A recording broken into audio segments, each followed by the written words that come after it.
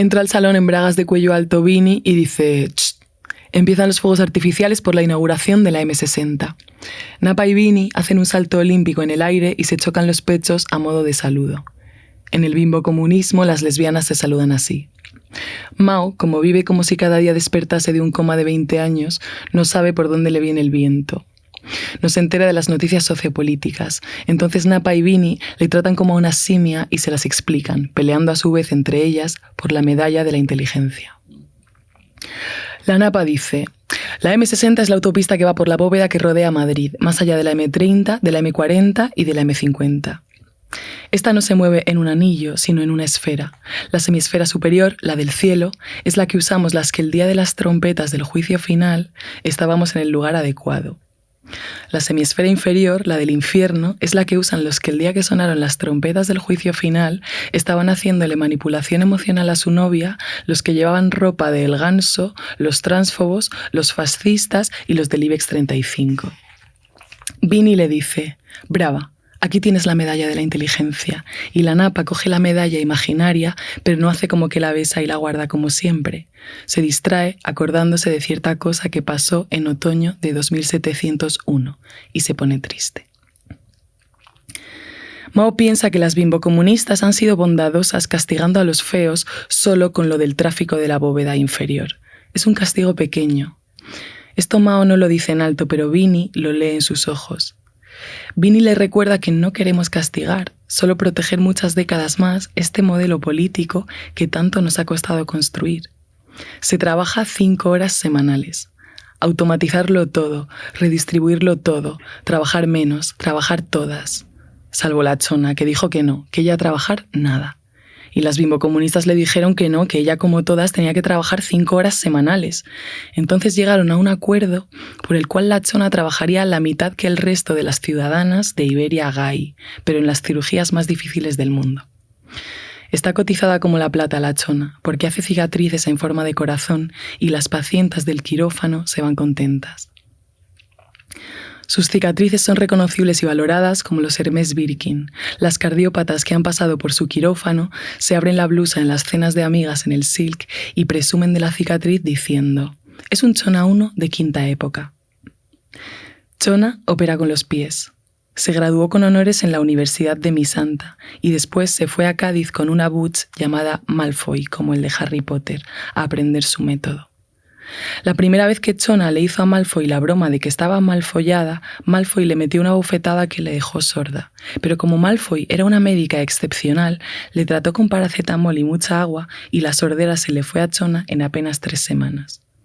Malfoy operaba con los pies. Su credo era uno: retorno al mono, que era una cosa que se decía mucho hace 4 siglos en Iberia Gai, para reivindicar la vida feliz y sencilla de nuestros antecesores los monos, en comparación con la vida de las Homo sapiens sapiens, que habían atravesado todas las revoluciones cognitivas y sociales para acabar trabajando 8 horas al día delante de un Microsoft Excel. Mientras Malfoy operaba con los pies, hacía orfebrería con las manos. La hacía sin utilizar el pulgar prensil para vivir más profundamente la experiencia retorno al mono. Chona estuvo 3 años en Cádiz aprendiendo con Malfoy. Hacía operaciones a corazón abierto con los pies y con las manos pintaba acuarelas de hospitales y discotecas de colorines. Acababa los puntos de sutura y le daba a la paciente unas cariñosas tortas en la cara, con el pie enguantado y esterilizado. Así las despertaba de la anestesia general, porque sabía cuán importante era que una médica se mostrase cercana con las pacientes.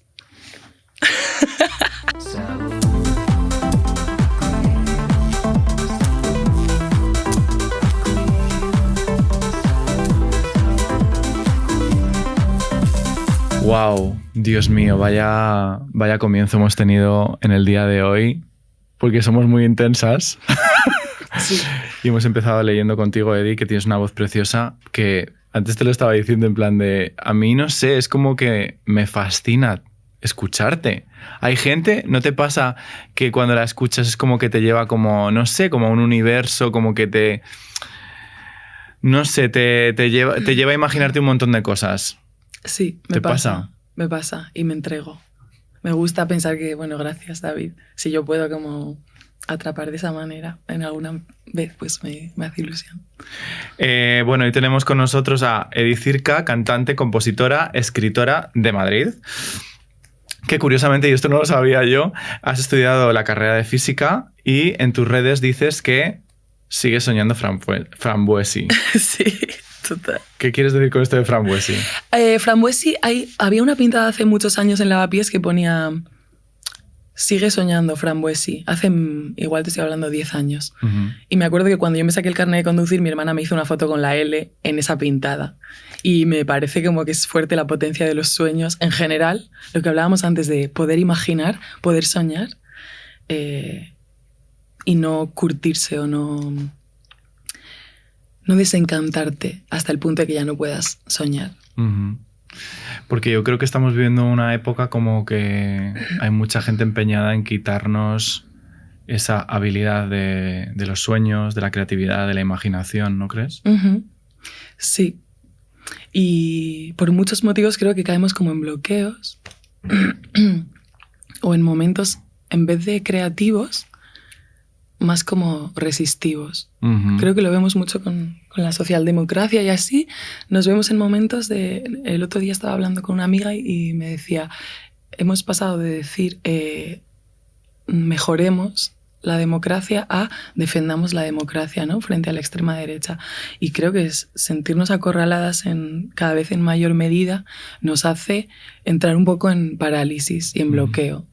Y perder la capacidad de soñar, de articular un futuro mejor, de imaginar. De crear, de imaginar, ¿no? De crear. Joder. Como que es más reactivo, quizá muchas veces lo que estamos haciendo, que no proactivo, porque, bueno, claro, con todo lo que vemos o con todo lo que nos bombardea los medios de comunicación y la vida en general, en plan, la vida que llevamos, ¿cómo puedo crear o pensar o darme 10 minutos para aburrirme y volar hacia otro lugar si es que no, lo que me plantean es un horror? Total. Y dices, bueno, pues palitos para nuestra cabaña, proteger lo que ya hay, ¿no? Pero no, yo creo que es una trampa discursiva. Creo que siempre podremos como ir hacia más. O sea, no tenemos como que amedrentarnos, ¿no? Por la extrema derecha o por la derecha o por la socialdemocracia y decir, bueno, esto es lo que hay, ¿no? Uh-huh. No, siempre la democracia estará en la calle. La democracia es la capacidad de soñar. Hablo de todo. Sí. Sí, yo creo que es importante reivindicarlo porque en el fondo es reivindicar la voz, ¿no? Que al final empezábamos hablando un poco de esto, de la voz, y es como reivindicar nuestra propia voz, que en mi caso a mí, la tuya, pues me fascina, por eso me apetecía como empezar desde ese lugar, ¿no? Y que curiosamente, sobre todo quizá las personas queer, hemos tenido como, al menos yo hablo en primera persona, como mucho conflicto con mi propia voz, a todos los niveles, con la propia voz de escucharme. ¡Qué bueno! Totalmente. Como de mi propia voz como persona de que puedo estar en este mundo, puedo decir lo que pienso, tengo un poder, un valor y no tengo que pedir perdón ni pedir permiso por existir, ¿no? Uh-huh. Sí. O sea, tú en tu caso, por ejemplo, con tu voz, ¿cómo te...? Me encanta porque lo mismo esto no te lo has planteado nunca y te lo estoy planteando Estoy flipando. ¿Te refieres a la voz? A la voz... no, a la voz. A la voz como tu voz real y luego como tu voz en el mundo, ¿no? O sea, ¿cómo te relaciona? Porque si es verdad, yo qué sé, por ejemplo, los maricas, pues hemos tenido mucho de impostar la voz. O sea, creo que es como una metáfora que parece una chorrada, pero de repente el otro día pensándolo aquí decíamos, joder, claro, es que la voz... Totalmente. Que impostes tu voz dice mucho, ¿no? Te estás quitando como un poder, te estás como tirándote para abajo, y aunque sea algo como físico, se representa también en algo luego social y cómo te mueves por el mundo, totalmente, ¿no? Qué fuerte. Pues sí, a ver, a mí una anécdota que me dejó marcada para siempre es la de que Margaret Thatcher, que estará ahora mismo ardiendo en su infierno, ¿no? Estará calentita. Antes de llegar como al gobierno, ¿no? En su campaña electoral, o incluso años antes, le educaron la voz... Se la hicieron más grave, le enseñaron a hacer la voz más grave para tener como más poder y masculinizarse en realidad, ¿no? Obvio. Creo que es muy chungo que las figuras femeninas que están en el poder tengan que masculinizarse para estar a gusto en esas esferas, ¿no? De poder. Pero a la vez, dejando al lado a Margaret Thatcher y a Angela Merkel, en nuestro nivel, en el nivel de bolleras, por ejemplo, yo siento, porque yo tengo la voz grave, ¿no? No creo que yo haya como nacido con esta voz grave. Creo que en cierto momento de la adolescencia o después, mi identidad de bollera dijo, mira, yo no voy a estar como performando la voz aguda que se le pide a la piba hetero. O sea, ¿la eduqué yo? No lo sé. Claro. Pero sí que asocio la voz aguda más como algo, bueno, pues educado. O sea, que muchas mujeres, muchas pibas, estamos educadas en hablar con la voz pues muy dulce, muy, muy femenina. Yo sé cuando voy a ciertos sitios, sé qué voz tengo que poner, ¿no? Qué interesante. Totalmente. Aparte ha pasado ahora, bueno, hace no tanto, toda esta movida con la chica esta Rorro de redes que jugaba con esta vocecita así, tan así, hablando del novio, de todo lo que le hacía y tal y cual, ¿no? Que al final, pues bueno, una campaña de marketing al final. Sí. Pero qué fuerte, ¿no? O sea, que como que eso dice mucho de como sociedad qué papeles y qué, sí. ¿no? Qué sí. estereotipos repetimos como para no molestar, Total. para estar de buen rollito, ¿no? Total. Yo sé que, o sea, para conseguir a veces, para camelar, tienes que poner una voz como más aguda o para encajar en ciertos espacios heteronormados, ¿no? Totalmente. A la vez, y me parece muy interesante como subrayarlo, sin caer en la misoginia, que es señalar que una voz aguda, tal, no sé qué. O sea, siempre favorecer lo que es cruzar todas las expresiones de género, ¿no? Las maricas hablando con voz aguda, perfecto. Las bolleras con voz aguda. Las bolleras también con vocecita de roro, perfecto. Las maricas, tal. Pero sin señalar que la voz aguda, tal. Porque creo que es muy fácil caer en la misoginia, de repente, diciendo... Estos elementos de la feminidad son chungos. Son chungos. O sea, son buenos. O son buenos, claro. Sí. Es que al final... Claro. Y también ha pasado ahora mucho, no sé si has estado pendiente de todo lo que ha pasado con Drag Race también, que hay como mucho movimiento sobre este tema, ¿no? De cómo empezar a categorizar quizá también cómo tienes que ser, si eres bollera, marica, drag, total, no sé qué, como que al final también eso se categoriza, ¿no? Entonces no hay diversidad dentro de la propia diversidad. Como que total, si tienes este tipo de cuerpo, a lo mejor o se espera este tipo de cuerpo o este tipo de presentación o de esta forma de presentarte al mundo si eres una persona no binaria. Pero si de repente eres... Total. O si eres una bollera muy femenina, de repente eres menos bollera porque eres femenina. O sea, como que, ¿no? Como que ahí hay mucho debate ahora, yo creo también, ¿no? Sí, totalmente. Hombre, y hay que un poco salir de la caja, ¿no? Lo que dices tú. Por eso para mí el movimiento trans es vanguardia en todo esto. El movimiento trans siempre está enseñando a las personas cis qué se puede hacer con el género, con la expresión de género. ¿Qué haces tú con tu propio cuerpo? A mí me motiva muchísimo. Y lo que dices tú, y las personas trans no binarias ya... Pero también las personas trans... Es que te plantean un montón de preguntas. Sí. Y al final yo creo que eso es lo interesante, ¿no? Y es lo que pone a la gente tan nerviosa, ¿no? Total. Que es como te plantean la pregunta de... ¿Eso lo haces porque quieres? Total. ¿Estás performando? Es una elección. Total. Y eso te permite como realmente elegir tu verdadera forma de expresarte en el mundo, ¿no? Totalmente. Mi amigo Luar, un chico trans, tiene pluma. Claro. Claro. En plan, es que es algo que... O sea, ¿por qué iba de repente a adoptar una expresión como masculina, ¿no? Tal. Pues no, una pluma de marica.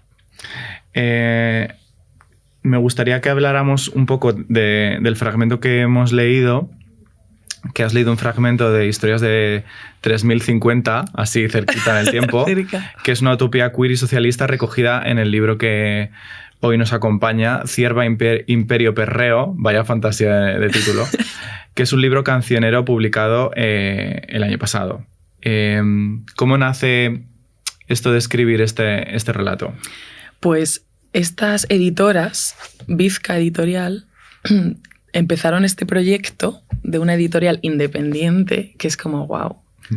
te tiras a la piscina, en realidad. Sí, aquí estamos todas en la piscina. Aquí estamos todas totalmente. Y se pusieron a editar. Su idea era editar solo bolleras. Que es como, joder, hija, lo tienes en general muy fácil, ¿no? Seguramente se te ve muy fácil. Y editaron unos textos de Monique Wittig. Y en el segundo libro que iban a hacer nos dijeron a mi hermana y a mí que os apetece hacer un cancionero con todas las letras de vuestras canciones. Y dijimos nosotras, pero vivas. Rollo, no vamos a esperar ni a que nos muramos. Y ella, sí. Y entonces pues recopilamos como todas las canciones casi desde el inicio de los tiempos hasta lo más reciente que hay. Y nos moló mucho porque la idea era que en muchos... O sea, hay muchísimos pies de página. Entonces como que explicamos muchísimas... Tampoco explicar en plan zanjar, pero sí que hay muchas como referencias como que están ahí al pie. Y lo de Historias de 3050 en realidad es un cuentito que le escribí a mi hermana gemela un día que... ¿Cómo fue? Un día yo estaba en el médico, estaba esperando a la médica y en la sala de espera muy aburrida y le dije, tía, envíame cosas que hayas escrito para leer, no tengo libro. Y me envió como muchos PDFs. Y luego otro día yo haciendo un ejercicio como a propósito para ella le dije, o sea, le escribí, ¿cómo sería nuestro mundo verdaderamente si conseguimos, o sea, lo que hablábamos antes? Muchas veces decimos aquí, qué mal el capitalismo, ¿no? Qué mal que se esté especulando con la vivienda, sí. Qué mal que no, sí. que vivamos en un estado racista que no tiene ni siquiera una ley de migración buena, decente, ¿no? Entonces decimos, vale, no. Y que sí. Y entonces... pues escribí este cuentito como para hacer un ejercicio de imaginación de cómo será verdaderamente, o bueno, cómo me gustaría a mí que fuese, un mundo en el que se han nacionalizado todos los medios de producción, Iberdrola, tal, las grandes empresas a tomar por culo, ¿no? No hay género, hay muchos géneros. ¿Con quién vives? ¿Cuánto pagas? ¿Trabajas o no trabajas?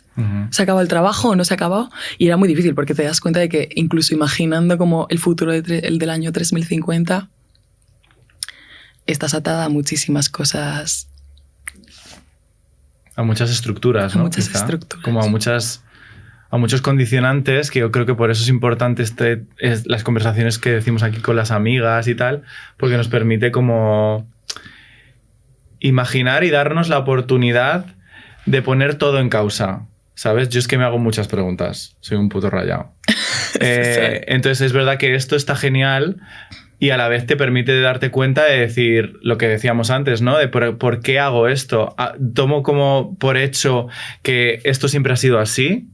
Esto es así porque no hay otra forma de ser, ¿no? Totalmente. Este sistema, que es lo que nos dicen mucho, este sistema es la mejor forma que hemos conseguido para entendernos y convivir. Pues vaya puta mierda, colega. Joder, estamos mal, totalmente. Exacto, en plan de si estamos sufriendo, tantas personas estamos sufriendo, algo no está bien. Entonces está muy bien el tema de resistir y el tema de cómo defendernos, obviamente, porque hoy me tengo que defender. Hoy no puedo cambiar a otro sistema, pero mientras tanto que existan estos huecos o estas utopías en las que poder ponernos a darle vueltas a la cabeza, joder, ¿no? Pues es que la imaginación es un arma súper potente, aunque suene a veces un poco cursi. Sí. Es verdad. Y la que quiere un futuro, un poco frambuesi, efectivamente, la que quiere un futuro lo tiene que imaginar. Y no tenemos que imaginar individualmente, sino colectivamente. Colectivamente, sí. ¿No? Pero ¿no sientes tú que hay como un punto de un montón de personas, me quiero incluir yo también, que estamos... a la vez que resistiendo lo que está sucediendo, estamos como saliéndonos de este planteamiento vital que nos están haciendo desde todo, desde las instituciones, la familia y todo tal, y estamos como ya empezando como a comportarnos de otra forma y a, no sé, como a darnos la oportunidad de hacer las cosas de una forma diferente a lo que nos han contado que tiene que ser? Sí, me parece. Sí. O sea, yo siento que sí, y lo que siento que da... lo que siento que da razón de ser a una vida queer es que se pueda vivir acompañada o acompañade. Y bueno, suena tópico, pero es que es verdad. En plan, vivir con unas amigas que sean como tú. Y no solo amigas, sino amigas de amigas y conocidas, y que ya el mundo se haya un poco lesbianizado o queerificado. Joder, Y siempre pienso, cuando pienso en las, ¿no?, bolleras del siglo XVI, no existía esa palabra, ¿no? Pues da igual, las bolleras del siglo XVI, pienso, si una bollera ahí encontraba dos amigas con las que juntarse en la última alcantarilla del Barcelona medieval, es que ya tenía ahí su parcela de mundo para ser feliz 5 minutos al día. ¿No? Te ríes con tus amigas 5 minutos y se te olvida un poco todo. Con tus amigas que son como tú. No estoy hablando de ser la bollera en un grupo. En un grupo, sí. Sí, como sentirte identificada con la gente con la que te estás compartiendo de alguna forma, ¿no? Es un poco... bueno, es una cosa que me gusta a mí como mucho pensar en la idea como de lo que es el universal actualmente. La identidad universal, ¿no? Uh-huh. Sigue siendo el hombre blanco cis-hetero, ¿no? Uh-huh. Y cuando te sales de eso, eres como lo otro. Que muchas veces dicen, ¿no? Inclusión, las bolleras que se incluyan, o las gitanas que se incluyan. Y decimos, es que nos están tratando como lo otro. Es verdad que soy lo otro, no estoy hablando de entrar en la norma, estoy hablando de lesbianizar el mundo. Uh-huh. No que nosotros nos normalicemos, sino lesbianizar. Y dentro de las lesbianas, poder generar un mundo en el que haya una estadística completa donde seamos de diferentes maneras, ¿no? Generar. O sea, pienso mucho en una película de los 2010. La comedia más básica que te puedas encontrar incluye siempre hombres de todos los tipos, gordos, graciosos, el feo cabrón, el gracioso, el ligón, tal, no sé qué, y la piba, y la negra, y el maricón. Pues para mí un mundo ideal, literario y real sería un mundo en el que toda esa campana de Gauss, toda esa estadística no esté acaparada en el centro por lo cis-hetero blanco, sino nosotras tener nuestra propia campana. Las gitanas, las negras, las bolleras, las queers. O sea, dentro de un mundo queer, el gordo, el feo cabrón, la gitana graciosa, la gitana puto sosa. Es que... ¿no? Generar toda esa diversidad dentro de... Claro. O sea, como la diversidad que yo creo que ya existe, pero como al no tener el foco, efectivamente. De repente nos sentimos esa otredad. Claro, somos la otredad respecto a esta idea que me estás vendiendo de lo que supuestamente es universal, que no es universal. Pero claro, como está tan establecido, hasta las propias personas que no nos sentimos parte de ello, sentimos, ay, claro, es que soy lo otro, soy lo otro, soy lo diferente o el token o tal y cual, ¿no? Y desde ahí yo creo que por eso es tan importante el arte y lo artístico para crear, imaginar este presente de otra forma, ¿sabes? Como desde otros lugares. De hecho, tú, por ejemplo, escribiendo, como decías, como que te permites mucho desde ahí como volar, tanto desde la escritura, la poesía, pero también desde tus propias letras, ¿no? O sea, para ti el lenguaje, ¿qué significa? Es que, joder, qué intenso todo, joder, la mañana que se despierta más tranquila. O sea, vaya tela, tía. O sea, perdona a la gente que nos está escuchando, pero es que estoy muy intensa hoy. Leí un tuit el otro día que decía... Hay que acabar con el lenguaje, dice la tía que tiene una relación más estrecha, intensa y tóxica con el lenguaje. Yo estoy igual, yo siempre... Hay que acabar con el lenguaje, hay que volver al cuerpo, hay que irse a lo no verbal, hay que irse al mono, ¿no? Aquí hay una... Bueno, de hecho lo hemos leído antes, en plan, en el cuento de historias de 3050 la idea es retorno al mono, retorno como a lo no verbal, a las ideas sencillas. Porque es verdad que, no sé si te pasa... Pero hablamos mucho de terapia, de que hay que ir a terapia, cuidarse, no sé qué, no sé cuántos, que si este sistema no fuera una puta mierda, a lo mejor tampoco tendríamos que ir a terapia, también te lo digo. Pero como que la terapia luego muchas veces, al menos a mí me ha pasado, o a lo mejor estoy en ese punto, está muy focalizada en... Totalmente. Te explico y me entiendo y no sé qué. Todo muy como desde lo intelectual, desde el lenguaje y tal y cual. ¿Y dónde está el cuerpo, no? ¿Dónde estamos aquí tirados en el suelo?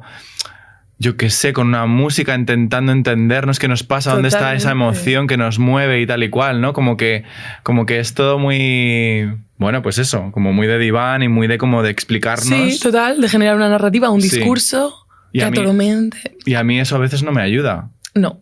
O sea, yo creo que el lenguaje está súper bien para jugar y para... O sea, mi relación con el lenguaje, o sea, yo lo amo. Yo literalmente soy poliamorosa, ¿vale? Porque es que está el lenguaje siempre. Estoy puto enganchada. Es mi puto rollo. O sea, me hace muy feliz poder hablar y escribir y escuchar verdaderamente, joder, una puta palabra, ¿no? Tú poder decirle a tu amiga... polideportivo. Poder decirle sucumbir. En plan, esa puta palabra, en plan, ¿cómo puede existir una puta palabra que signifique sucumbir? Es que no me lo puedo creer, ¿no? Entonces, vale, pues yo con eso, en mis canciones, que son pues mi espacio de seguridad, porque yo escribo lo que quiero, claro. Pues juego aquí con mando ello. Yo. Aquí mando yo totalmente. Es que yo creo que no nos damos cuenta de que en las canciones, en la escritura, mandas tú, puedes hacer lo que te puto salga. Hay una canción del disco En el bosque un claro que se llama precisamente Cierva Imperio Perreo, que podría parecer que es como una utopía futurista, pero no es una utopía futurista, es en el presente, ¿no? Hablo de una noche de fiesta con mis amigas. Y dices, coño, el futuro está aquí conmigo ya. Efectivamente, y mando yo. Yo voy a hacer la canción que yo quiera. Pero lo que dices tú del lenguaje, totalmente. Qué poderoso eso, que tía. Habría que ir a... ¿Que habría que ir a qué? Al silencio. Mis amigas y yo tenemos un juego de cartas Magic hecho por nosotras, donde cada carta es una cosa. Tenemos luna en cerda, o tenemos que hablar, o... Yo qué sé, en plan, es como... Bueno, y hay una carta que hizo mi hermana que es callarse un rato. Rollo, ya no puedo más, en plan, callarse un rato, me voy a callar una semana y voy a ir a lo no verbal a ver qué dice mi cuerpo o qué no dice nada. O sea, o no escuchar directamente no escuchar, nada. Sí, o escuchar otras cosas que no seas a ti mismo, ¿no? Total. Buah, eso sí que... sí, nos está quedando una cosa muy bonita.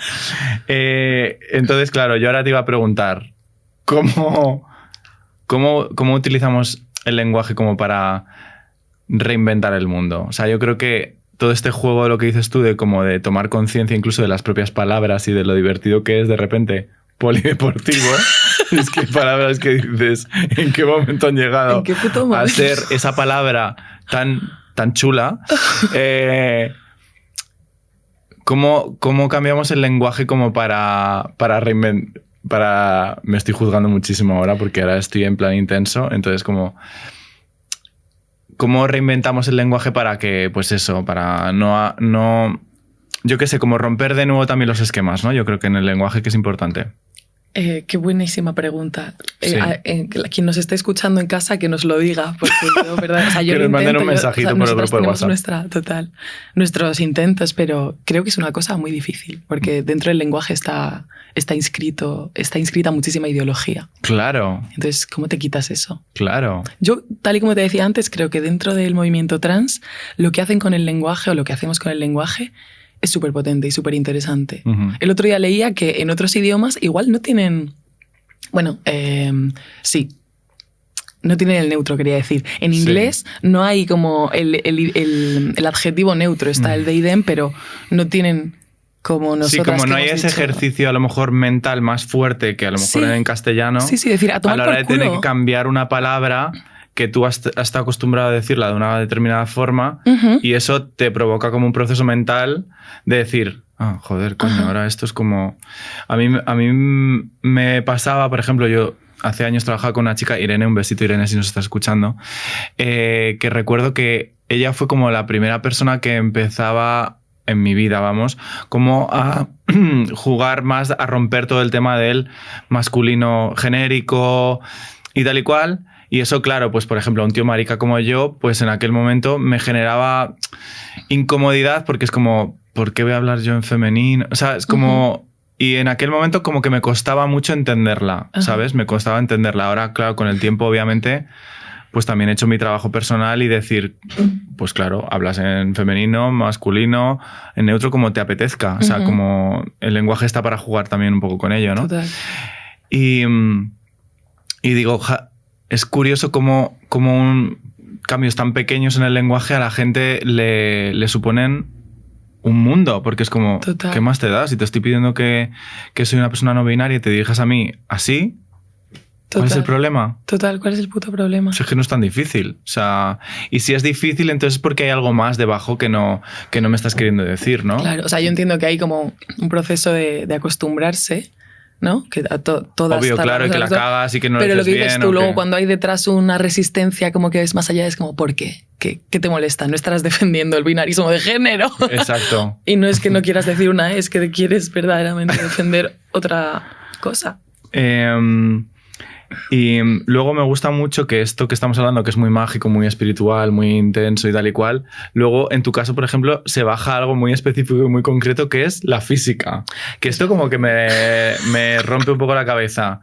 ¿De dónde nace tu amor por la física? Pues yo creo que un poco desde siempre.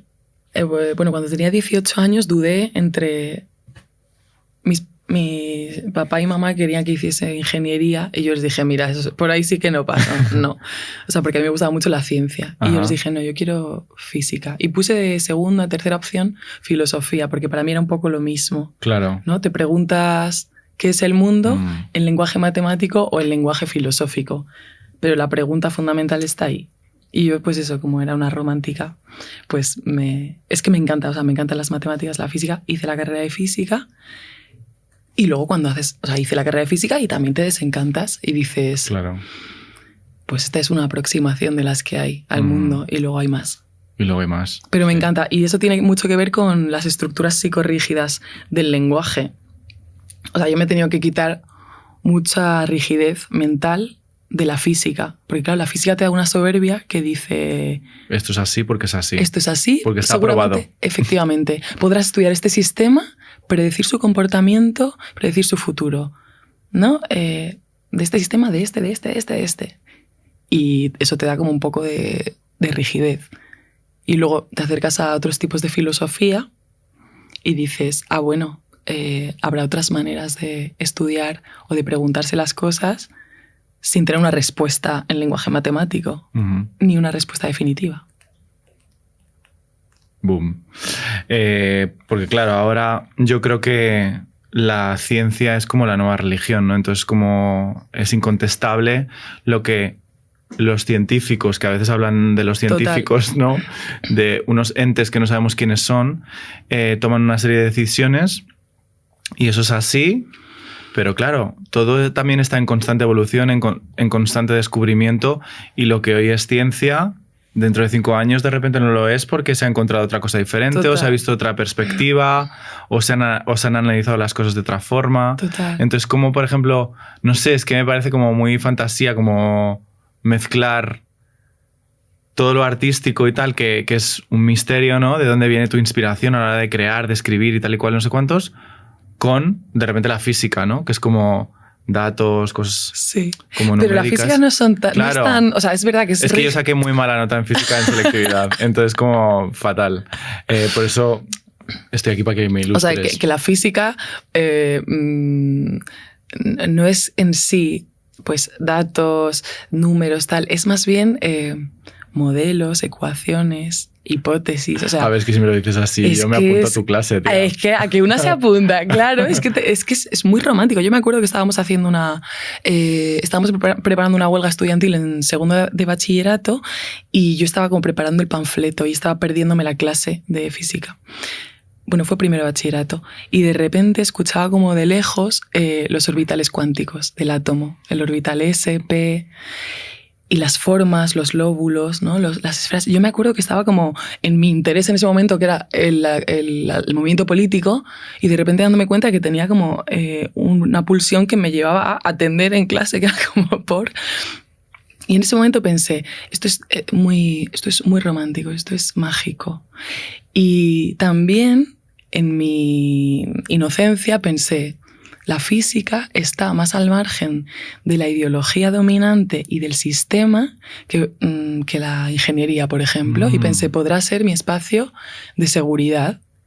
Entonces tú estudias física y no estás conflictuada porque lo que se está haciendo con ella es terrorífico. Claro, luego acabas la carrera y dices, sí, con la física se pueden hacer bombas, se puede hacer el terror. Pero eso una lo entiende yo creo que un poquito más tarde. Porque claro. que la ciencia, por mucho que luzca aséptica y pura y sin manchar, en realidad tiene mucha ideología, tiene mucha política y barre mucho a favor de unos intereses. ¿Y cómo lo relaciono yo con la música? Pues porque me parece, por lo que te digo, porque a mí la física me parece ya bella, bonita. Mira. De verdad que no nos hemos ni fumado nada. O sea, aquí en los vasos no es agua, venimos así de casa. O sea, nos hemos levantado así, nos hemos sentado aquí y estamos en este día tan mágico, espiritual y físico. Total. Que con esto también me parece muy interesante lo que dices porque conecta de nuevo con cómo algo que escuchado a través de ti suena absolutamente precioso, maravilloso, que te permite como reflexionar sobre el mundo desde diferentes perspectivas, como luego se coge de nuevo por un sistema que tiene como un sesgo muy claro, ¿no? Con una visión masculina, con una visión, pues bueno, heterocentrista y demás, y que se pervierte de repente, ¿no? Y a eso es a lo que se le llama ciencia, ¿no? Cuando a lo mejor la ciencia es otra cosa muchísimo más... Incluso diría como menos clara, ¿no? Es decir... Totalmente, que menos clara. Como no es tan todo tan blanco o negro. O sea, es una cosa muchísimo más diversa. Sí, sí, totalmente. Que pasa también, como decías, ¿no? Pues cuando las personas trans o las personas intersex o las personas no binarias, que todo el rato estamos hablando también mucho de la ciencia, de ese lado de la ciencia, que parece que no es ciencia... porque es invisible y porque, digamos, el discurso mainstream no lo toma, total, ¿no? Pues como, claro, la ciencia, bueno, según la cuentes. Claro, la ciencia es diversa. Y es honesta y es humilde y actualmente, o sea, yo creo que fue un gran palo. Bueno, en la historia de la física se puede ver, ¿no? La llegada del caos determinista y de la mecánica cuántica cambió muchos esquemas porque de repente se dijo, no se sabe todo. No se puede saber todo. Y a la gente ya... Y la gente ya en plan, ¿qué? Ni Dios, ni ciencia, ni demiurgo que lo organice todo. Entonces, ¿qué me queda? ¿Qué coño me queda? La tele. Las drogas. La puta droga. Pero es verdad que la ciencia, luego, cuando aterrizas todo ese batiburrillo y todas esas cosas románticas, al hacer científico, al estar ahí escribiendo artículos, hay gente muy honesta haciendo una ciencia... muy politizada. Pienso, por ejemplo, en las científicas y los científicos que se están ahora partiendo la cara por presionar a los gobiernos para que tomen medidas que de verdad mitiguen el cambio climático, ¿no? O sea, es que se están poniendo el cuerpo y son científicas y científicos. O sea, que hay una ciencia también muy honesta, muy combativa, que rema ¿no? a favor. Sí, que quiere como que el mundo sea mejor, que seamos un poco más felices y que nos cuidemos más entre todas. Totalmente. ¿No? Porque hace falta. Es que es súper necesario. Y luego, en esto... hay un concepto que a mí me parece muy revelador y muy bonito, que precisamente huye de esto que decíamos de los blancos y los negros, que son los claros en el bosque, ¿no? Para la gente que no lo haya podido escuchar, ¿me lo puedes contar un poquito? Sí, me emocionó, mazo. Sí, David. Es que me parece muy bonito. Es que... Eso sí que me parece ultra romántico. Totalmente, sí. Total. Pues justo... Después de salir yo de la carrera de física, cuando se te quita un poco la soberbia de decir yo podré zanjar todo en el mundo con lenguaje matemático, dices no. En el cuarto de carrera ya dices, vale, ya he descubierto que no, es una aproximación más a la vida, la física. Pues conocí a mi amiga Belén, que es filósofa, y me habló como de nuevas formas de aproximarse a la realidad. Y no solo nuevas formas de la filosofía en general, sino de filósofas muy concretas que están desafiando un poco el método, los métodos clásicos filosóficos, ¿no? El racionalista o el empirista, tal. María Zambrano, la filósofa malagueña, propuso que a la verdad, así dicho en mayúscula, que se accedía de forma intermitente. O sea, que no podías acceder con un método científico, siempre que tú quisieras, pero tampoco con un método filosófico. Porque yo le decía a Belén, vale, yo ya renuncio a la física, no puedo acceder a la verdad con la física y con la matemática. ¿Y con la filosofía? Y me decía ella, pues tampoco necesariamente siempre, si tú quieres. Entonces María Zambrano habla de los claros en el bosque para hablar de este momento y lugar intermitente y misterioso, porque no sabes por qué, se comprende algo. Se comprende cualquier cosa, una pequeña revelación, una gran revelación, cualquier cosa. Y tiene un libro muy bonito que se llama Claros en el bosque o Claros del bosque, donde hace como su filosofía poética, ¿no? Es como, se llama filosofía poética porque es muy literario. Y está proponiendo está haciendo propuestas filosóficas, pero en un lenguaje bello, hermoso. Y a mí me impresionó mucho ese concepto, porque yo pensé, también hay que ser valiente para acercarte al mundo y atreverte a aceptar que no siempre lo comprenderás todo lo que tú quieras. Es que es jodido, ¿no? Es que es muy jodido, claro que sí. Me parece que es como abrazar y aceptar el misterio de la vida y que no todo es controlable ni a través del lenguaje, ni a través de... Totalmente. Sí, por muchas palabras y por muchas explicaciones o cifras numéricas que podamos hacer, hay cosas que se escapan. Por eso me parece precioso que al final, pues como, no sé, pues cuando haces un trabajo personal o crees en un mundo espiritual, no todo tiene una explicación tan definida. Y hoy lo que sientes hoy, mañana puede cambiar. Hoy puedes tener un descubrimiento y estar perdido durante mucho tiempo en ese bosque y de repente, un día random que no te lo esperas, ni te apetece ni nada, aparece un claro. Es que es así. Y es como, wow, me parece que es muy... Es un concepto muy potente y que realmente yo creo que la vida va de eso y que soltar el control... Bueno, lo que dices tú, hay que ser muy valiente para soltar el control y confiar y aprender cómo a navegar esta cosa. Luego ya también depende de las creencias, ¿no? Del destino, del no destino, ¿no? Pero como soltar ese control y abrazar que te estás dando un pasito por el bosque y para allá puede haber un claro, como puede haber un oscuro más oscuro o un medio claro. Wow, eso pues da miedo, claro. Entonces yo creo que, bueno, la gente que a lo mejor le cuesta... Bueno, a todos, ¿no? A mí el primero, obviamente, ¿no? Abrazar eso es un temazo. Es temazo. Esto ya sí que es... Total. Esto ya sí es fumada a nivel... Sí. No, pero que creo fielmente en eso. Porque ¿qué cosas hay tú que te hagas preguntas que no llegues a comprender? O sea, cosas ahora mismo, por ejemplo, en tu vida que te estén pasando que sean cosas que digas, buah, es que esto no lo llego yo a entender, no lo llego yo a... Bueno, ya seguimos en la línea de fumada, ¿no, David? Aquí no se baja ni Cristo. No, ya no nos vamos a bajar. Yo muchas veces me pregunto, y sé que no podré resolverla, ¿no? Pero así como pregunta infantil, ¿por qué el pensamiento tiene forma de palabras y no de imágenes o de olores? Wow. La palabra otra vez. Sí. La palabra que tortura a las queers, ¿eh? Es que estamos más allá.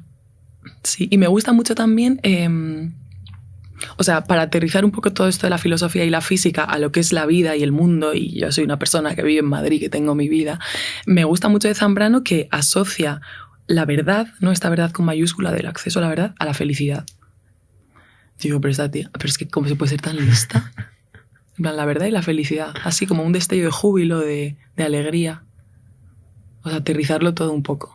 Sí, aterrizarlo, que está muy bien todo esto, pero luego como dónde está la práctica, ¿no? Dónde está ahora estamos tú y yo aquí sentados teniendo esta conversación, pero luego sales, tienes una vida, te pasan cosas, tienes que tomar decisiones también, ¿no? Sí. Y no sé, es que vivir a veces, no sé si a ti te pasa, pero a mí a veces vivir digo, joder, es que es súper difícil. Totalmente. Me parece que es muy complicado, muy difícil. Total. Aterrizar estas fumadas. Hay gente que yo creo que no se hace tantas preguntas. Yo a veces digo, ¿para qué tanta curiosidad, chica? No, porque yo creo que por ejemplo, esta pregunta de María Zambrano, o bueno, esta propuesta de María Zambrano, habla de lo que es la vida cotidiana. Habla de que la verdad y la felicidad van de la mano, entonces que tú puedes ir caminando un día por Santa María de la Cabeza y pensar... Y tener y entrar en un claro en el bosque súper aterrizado y súper cotidiano del tipo, y me mojo y digo algo, mójate, por ejemplo, sí. Del tipo, ella sí me quiso de una manera distinta. Yo pensaba que que el amor era insuficiente o que me hacía daño, pero sí me quiso mucho de una manera que yo no llegué a comprender en ese momento. Y eso de repente lo comprendes un día caminando por Madrid. Para mí ese es el claro en el bosque. Y por eso digo que la filosofía en ese sentido está aterrizada a tu vida. Sí, de repente hay como una bombillita de estas que se enciende y de repente dices, lo he comprendido, he llegado hasta aquí. Total. De repente he comprendido este cachito. Total. Y ahora me voy al Lidl.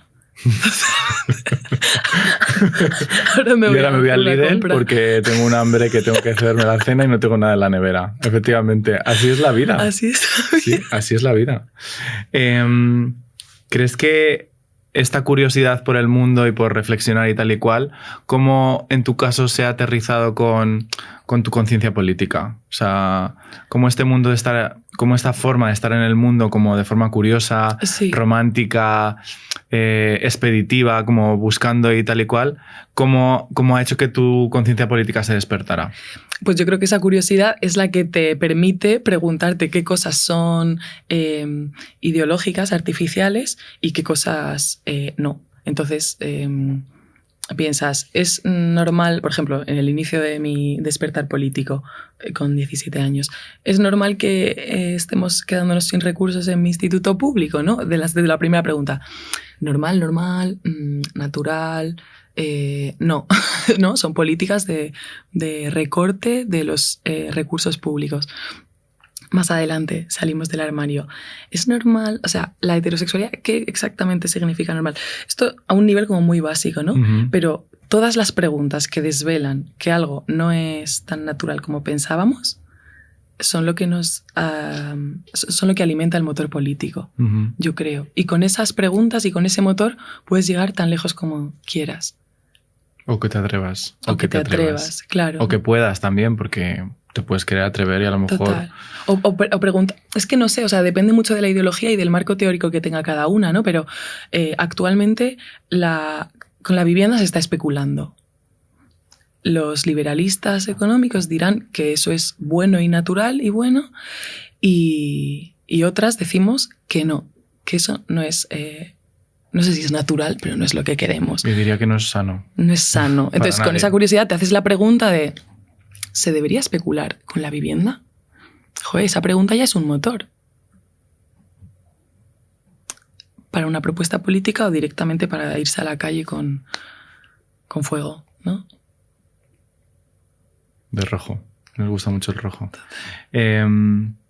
¿Cómo has hecho que todos tus proyectos se entrelacen unos con otros? Es decir, ¿cómo has conseguido también que la música forme parte de esta reivindicación política que tú dices? Al final eres tú, y entonces tú te expresas de diferentes formas, y una de ellas es a través de tu arte, obviamente, ¿no? Pero ¿cómo consigues que esto se traslade a través de tu arte?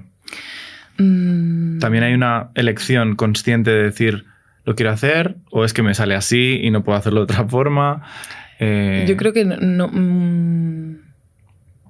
claro, yo escribo desde mi mano, desde mi cabeza, que claro. Es como... O sea, yo tengo a mí me nubla mi ideología con mucho orgullo, ¿no? Yo escribo desde la marxista que tengo dentro de mí.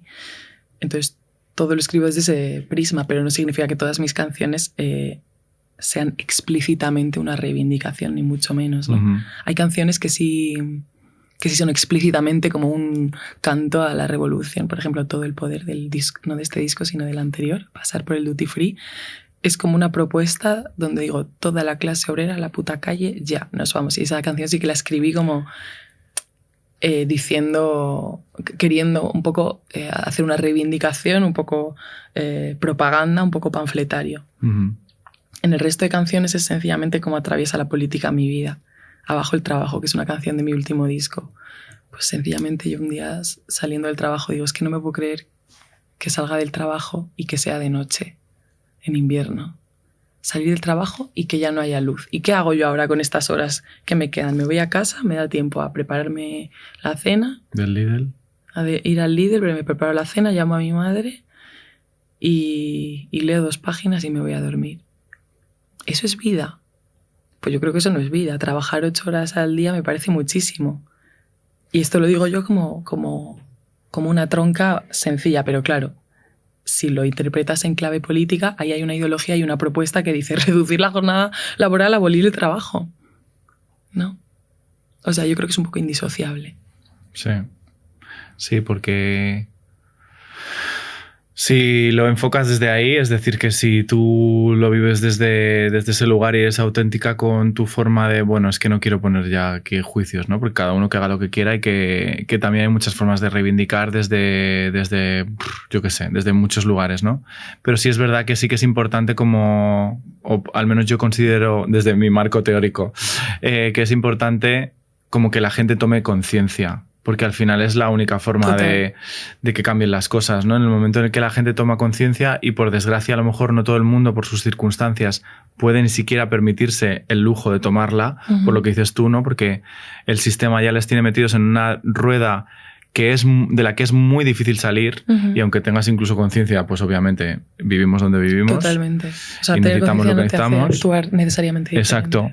Pero es verdad que el hecho de tomar conciencia de que sí existe y sí tenemos ese poder, yo creo que es lo único que puede cambiar las cosas, ¿no? Es como nos han querido contar esta idea de que claro, es que todo es muy complicado porque es un sistema de todo no sé qué, la burocracia, no porque claro, tú vas aquí, esto no se puede hacer, porque claro, es que esto, que si tocas una cosa son muchas cosas, pues toquemos todas las cosas, ¿no? Totalmente. O sea, toquemos todas las cosas. Totalmente. Y si por el camino nos morimos y nos vamos a tomar por culo, pues ¿qué hacemos? Pero estaremos intentando que la gente sea más feliz, ¿no? Que esté mejor, que todos vivamos una vida que sea como más igual, ¿no? Totalmente. Entonces yo creo que sí que siempre, o al menos a mí me gusta como lanzar este mensaje también para la gente, que estamos todas en lo mismo. O sea que, bueno, todas no. Ya una luego nunca sabe. Ya una luego nunca sabe, cada una con tal. Pero como que ese ánimo a decir a la gente que tienen poder, más poder del que cada una nos pensamos que tenemos cuando estamos solas en casa diciendo no puedo más con este mundo, el mundo se me viene encima y no sé qué hacer, ¿no? O sea, como que hay poder más allá y que ahí, pues bueno, en la medida cada una de sus posibilidades y sus circunstancias, que ese despertar es importante, ¿no? Para que no nos quiten nuestro poder y que si realmente mañana saliéramos todos a la calle o como ahora se está proponiendo, todos dejáramos de pagar nuestro alquiler, las cosas sí cambiaban. Totalmente. Y si lo hacemos todos a la vez, las cosas sí que cambian. Sin apelar a la solidaridad de las caseras. Exacto. Los caseros, ya, total. Todo cambia, todo se mueve. Entonces como tomar conciencia de que eso también es una posibilidad, aunque nos hayan contado que no lo es y que eso va a derivar en un problemón gigantesco, eso también es una posibilidad, ¿no? Y creo que es importante no perder el foco de eso, ¿no? Sí, no entrar en parálisis o en bloqueo, decir, bueno, no vale nada. Exacto, y sobre todo también como reivindicar la idea de comunidad, de que no estamos solas, que nos han enfrentado, nos han metido mierda en la cabeza, pero no estamos solas, somos una comunidad, ¿no? Para ti eso también es muy importante y creo que la música como que crea mucha comunidad, ¿no? Porque al final, pues tú tocas, cantas y estás como encontrándote también con otras personas y ahí se generan como esos vínculos, ¿no? Sí. Está siendo algo novedoso para mí, ¿eh? Sí. O sea, yo hice mucha resistencia para intentar no trabajar con cis-heteros, que es algo dificilísimo, porque desde el principio cuando porque hay tantos. Es dificilísimo, hay tantos, totalmente. Entonces era increíble. Sobre todo en las cuestiones técnicas de la música, ¿no? Ingenieros de sonido, productores, managers, directores de sello, tal. Y yo he tenido muy pocas cosas claras en realidad a lo largo de mi carrera, tanto musical como científica, pero eso sí que lo tenía claro. Decía, voy a intentar trabajar con... Al principio decía, no trabajar con cis-heteros, entonces estuve mucho tiempo trabajando sola y desde hace un tiempo estoy trabajando intentando encontrar a la peña queer. Que al principio la peña dice... ¿no? Dices, bueno, yo quiero una ingeniera, una mujer. Y te dicen, bueno, es que no hay, es tan difícil encontrarlas, habrá una o ninguna. Y de repente tú encuentras a una, porque empiezas como a decirlo en alto río, quiero esto. Y alguna amiga dice, pues yo conozco. Y de repente tiras, ¿no?, de la manta y hay muchísimas. Y dices, no puede ser. No estará pasando lo que ha pasado en la historia del patriarcado, que es que sí estaban ahí las mujeres y disidencias, pero tapadas con una manta. Y nos está pasando en el presente. Que a mí me digan que no hay bolleras produciendo o siendo ingenieras de sonido. Entonces, desde que saqué En el bosque un claro mi último disco, que trabajé con Salomé Limón y Natalia Perelman en ingeniera de mezcla y máster, respectivamente. Yo de repente abrí un mundo nuevo como eso, de trabajar en colectivo y con un colectivo queer, de mujeres, de disidencias. Joder, y para mí está siendo como estoy súper emocionada porque se puede. Porque al final se puede, ¿no? No he tenido que renunciar a nada para trabajar a gusto. Sin que me infantilicen, sin que me sexualicen, sin que me intenten orientar hacia un lugar. Uh-huh. Trabajar como con más respeto, con una cultura queer y femenina, no en plan esencialista, sino cultura del cariño, uh-huh, de la comprensión. Claro, porque como decías antes que hablabas de Margaret Thatcher o Angela Merkel, ¿no? Eso. Que hay como aquí que hemos tenido a Nerea Pérez de las Heras, y Nerea, por ejemplo, decía: dejemos de hablar hombres, mujeres, hablemos de categorías, ¿no? En plan, de la categoría hombre la puede habitar perfectísimamente Angela Merkel. O sea, que al final es como replicar una serie de dinámicas, sí, que es lo que te convierten no tanto en lo que sientes tú o lo que no, sino en la categoría de cómo te estás comportando en el mundo, ¿no? Y cuando de repente eso se rompe y te das cuenta que hay otras formas, ¿no? Pues que a lo mejor puedes trabajar desde un lugar de vulnerabilidad. Total. En un lugar de decir: pues no tengo claro lo que estoy haciendo, pues la he cagado. Me parece pues, increíble eso. ¿A ti se te ocurre algo mejor que a mí? ¿Sabes? Qué bonito, es que como me esta emociona, cosa de decir, pues chicas, que es así, ¿no? Obviamente no nos han enseñado que es así, y es difícil también, como creo que a veces, habitarlo. Pero, joder, creo que las recompensas son mucho más grandes que... Es increíble, sí. Que las decepciones, ¿no? Que al final, bueno, pues quien no esté en ese plano, quien no quiera estar en ese rollo, pues bueno, pues que no esté, ¿no? Pero que creo que quizás es más bonito trabajar desde ese lugar, ¿no? Sí, sí, total. Yo a veces me pregunto, ¿no? Rollo, ¿estoy renunciando, estoy sacrificando algo, estoy siendo menos profesional por utilizar un tono más tierno? Ya. Pero creo que renuncio. A mí me gusta mucho, ¿no? Cuando las promotoras me ponen un mail con, o como Ana aquí, un mail con emojis. Es que es mi puto rollo, en plan, me encanta. Yo no estoy en plan en el mundo, ¿no? Masculinizado. Creo que tal. Saludos. Seguimos. Sí. Seguimos. Luego está la otra corriente, que está, o sea, corriente de mujeres trabajando en espacios hipermasculinizados que dicen: esta ternura no la voy a utilizar yo con estos cabrones. Entonces, del correo electrónico quitan: creo que tal, sería mejor tal vez, muchas gracias por ayuda, tal. No, lo quitan todo. Seguimos, tal, buenos días. Tal. ¿Me entiendes? Como hacer más sobrio el mensaje. Que tienes que hacerte en plan entender en ese universo, porque si no, como dejes hueco a la duda o al debate... Chao, tu opinión. Chao, total. El primero que llegue y diga mis cojones encima de la mesa es lo que va a hacer que sea así, ¿no? Pero es como, pues qué pereza. Pues que se queden ellos esos redes. Yo prefiero esta otra manera de hacer, ¿no? Es que no estoy hablando solo, joder, es que parece que luego la peña dice: ya, pero es que tengo que comer, ¿no? Yo en mi trabajo tendré que adaptarme. Sí. Bueno, pues vamos a hacer redes productivas, no solo reproductivas, donde estas formas sean también posibles. Exacto. Vamos a utilizar la palanca maravillosa del capitalismo y reventarlo desde dentro, ¿no? Porque creo que también esto como que abre como esta idea de lo que venimos un poco también hablando, de las etiquetas, de lo que tiene que ser y lo que no es, lo diferente, lo minoritario, que o sea, no, este no es un podcast minoritario, este es un podcast para todo el mundo.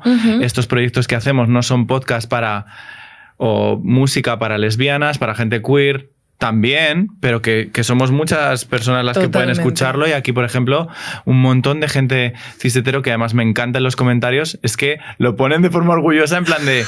Que no, que yo soy una mujer cis-hetero y escucho este programa y aprendo un montón y no sé qué y no sé cuántos. Es que la realidad es puto diversa. Total. O sea, ¿por qué tenemos que categorizar que tu música es para lesbianas, es una música política y no sé qué? ¿Por qué tenemos que categorizarlo y dejarlo como ahí? ¿No? Que también aquí tuvimos a Alana Portero, precisamente con su novela, que es un éxito mundial, y dice: ¿pero por qué me tienen que categorizar en esto es literatura trans, literatura diversa? No, cariño, soy literatura. Totalmente. O sea, ¿te gusta o no te gusta? Pero soy para todo el mundo. Universal. Universal, claro. Totalmente. Esta mierda del universal, ¿qué hacemos con ello? ¿Qué hacemos con lo universal? Pues lo reinventamos, yo creo que hay que nos cargamos la palabra. Para nosotras, lo que dice Alana Portero, lo que dicen todas las artistas que están cansadas de que de ver su obra categorizada en arte de mujeres, música de mujeres, pintura femenina en España. Claro. Entonces, es que hay una categoría que diga música para hombres. Es que a mí me encantaría eso. A mí me encantaría eso. En plan, que pusiese una playlist de Spotify que pusiese heteros. Claro. Exacto. Hombres. No, en plan, en los festivales donde solo hay hombres y hay un grupo de mujeres, ¿por qué no pone festival de hombres? Exacto, festival de hombres, festival para heteros. Total. O sea, en plan de... Si no eres eso es lo que tiene la ideología, que es invisible. Exacto. La ideología dominante no puedes verla. Sin embargo, cuando la ideología es la que reacciona a la ideología dominante, no es invisible. Tenemos como un poco la maldición de que tenemos sobre nosotras lo queer, exacto, feminista, transfeminista. Exacto. Eso puede ser muy interesante en muchos momentos. Yo me reivindico como transfeminista, por supuesto, claro, y en mi música y todo, pero es verdad que es un poco cutre estar etiquetando la música de feminista, transfeminista, de mujeres tal, porque eso no te está permitiendo ver lo que hay en la propia obra. Uh-huh. Que esto es lo que decía una escritora que me gusta muchísimo. Bueno, Monique Wittig, bollero universal. Universal, totalmente. Lo decía de la obra de su maestra Juna Barnes, decía, se está diciendo de la literatura de Juna Barnes que es literatura lesbiana, y yo entiendo que hay muchas lesbianas que se la quieren traer para casa, pero creo que le estamos haciendo un favor flaco a la literatura porque no la estamos dejando operar donde tiene que operar su obra, que es en la literatura, uh-huh, no de las lesbianas, que uh-huh, las lesbianas las vamos obviamente, a leer, ¿no? Claro pero, que sí. Pero es verdad que... Sí, esta idea de decirnos lo que damos entre nosotras, que en general estamos bastante de acuerdo, uh-huh, que tenemos preguntas similares tal y cual, y no lo ofrecemos al mundo, que el mundo en abierto, ese mundo universal, es el que realmente a lo mejor necesita sentarse a leer algo uh-huh, que le rompe la cabeza uh-huh, y le hace preguntarse cosas, ¿no? Y le hace realmente evolucionar, que al final para eso está también el arte, ¿no? Total. Para hacerte preguntas y decir, coño, pues ayer pensaba esto y ahora de repente pienso diferente porque he leído este libro o he escuchado esta canción o he escuchado este podcast o lo que sea, ¿no? Sí, total. Pues ya estaría. Pues ya lo tenemos. Pues ya lo tenemos.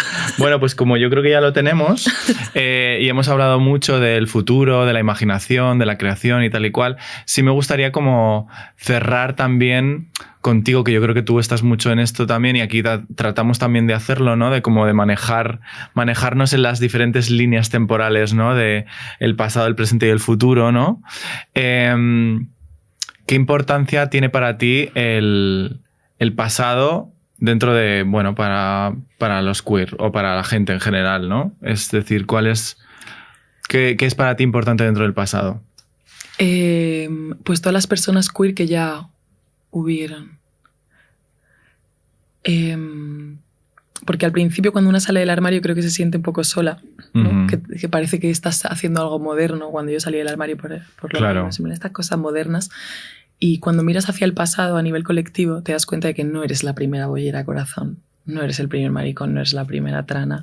Sorry, pero también de pero nada. Pero también, qué bien, joder, claro, mira menos mal. Toda esta cama de algodones que te arropa, de las que vinieron antes de nosotras. Para mí tejer como esa genealogía en el arte o no en el arte. El otro día estaba en un seminario de archivo, se llamaba Archivo y Memoria Queer. Bueno, algo así, que estaba Jesús, de hecho, también.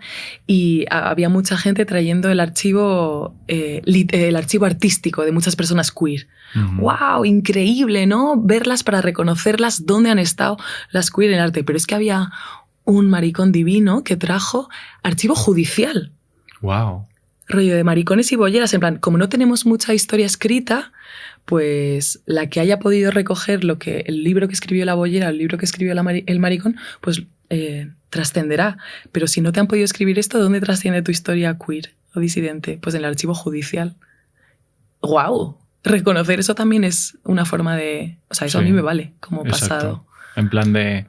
Lo leo, sí, existía. Sí. Había alguien como yo. Existieron, fueron felices. Exacto.